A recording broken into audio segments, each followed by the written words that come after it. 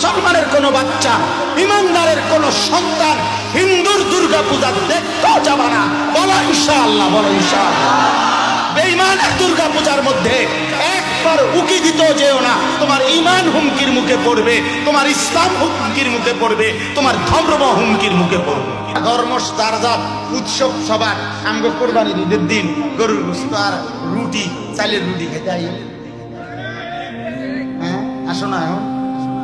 যারা এখন এগুলা বলে তারাই তো তাদেরকে উৎসাহিত করে তাদের ঘরে খাওয়ার উচিত, এবং সেটা ভিডিও দেওয়া উচিত যে দেখেন আমি যে বলছি ধর্ম যার যার, উৎসব সবার।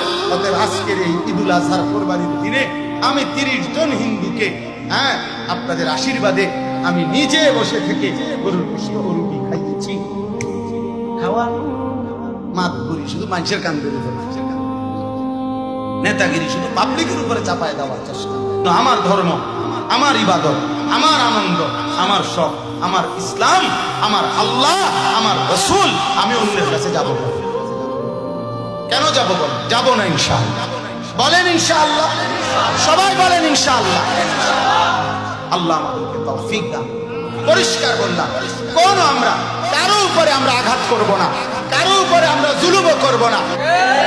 ধর্ম যার যার, উৎসব সবার। এটা মিথ্যা কথা, এটা কুফরি কথা, এটা কাফেরের কথা, এটা বেঈমানের কথা, ইমানদারের কথা হইতে পারে না।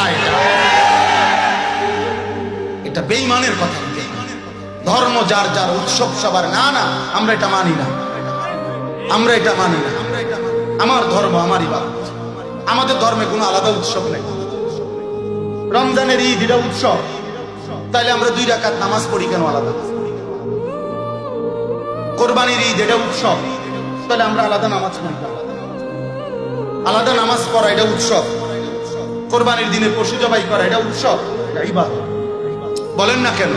মুমিনের হাসি ও ইবাদত, মুমিনের কান্না ও ইবাদত।